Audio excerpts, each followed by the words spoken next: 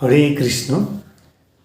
শুভ অক্ষয় তৃতীয়াতে দুর্বা ঘাসের জন্ম হয়। আমরা জানি সব পূজাতেই দুর্বা ঘাসের প্রয়োজন হয়। এই দুর্বা কেন প্রয়োজন হয় সমস্ত দেবদেবীর পুজোয়, সেটা জানতে গেলে আমাদের দুর্বার জন্ম কিভাবে হয় সেটা জানতে হবে। চলুন এই ভিডিওতে জেনে নেওয়া যাক কি করে দুর্বার জন্ম হয়েছিল এই মর্তলোকে।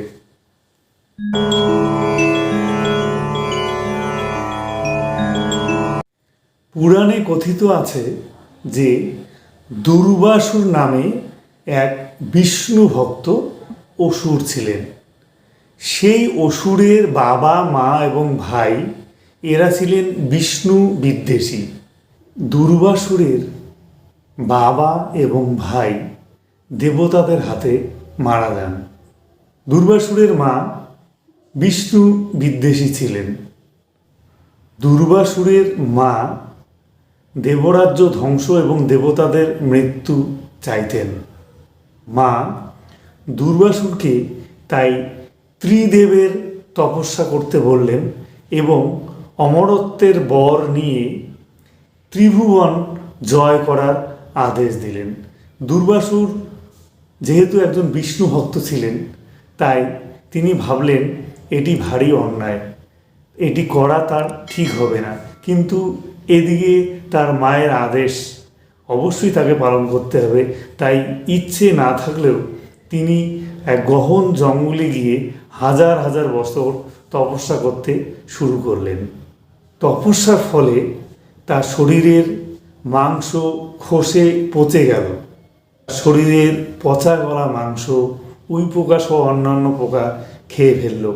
এবার তার শরীরের যে হাড়গোড় ছিল সেগুলোও কিন্তু গলে পচে গেল। কিন্তু এই ত্রিদেবের ধ্যান চলতেই থাকলো।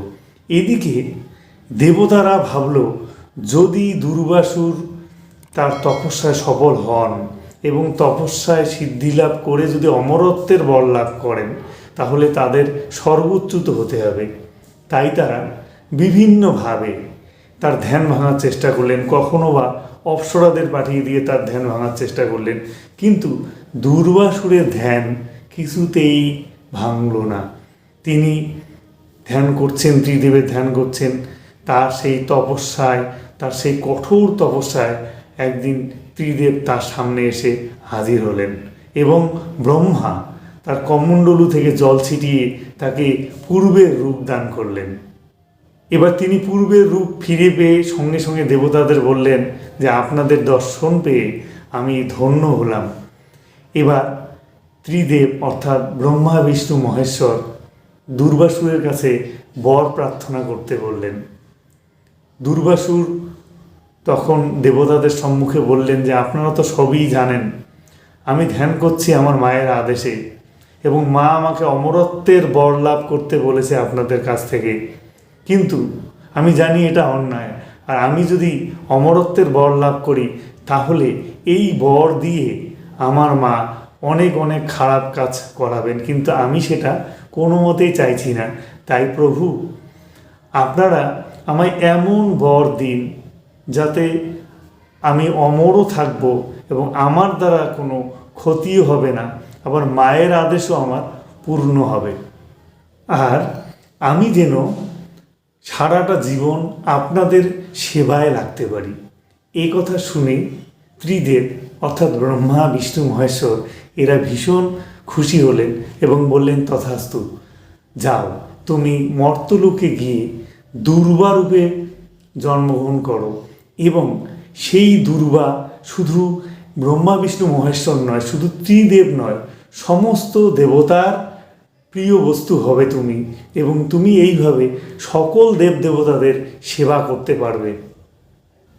অক্ষয় তৃতীয়ার শুভ লগ্নে এই বর প্রদান করেছিলেন ত্রিদেব। তাই দুর্বা, অক্ষয় এবং অমর সব কিছু মরে গেলেও দুর্বা কখনো মারা যায় না।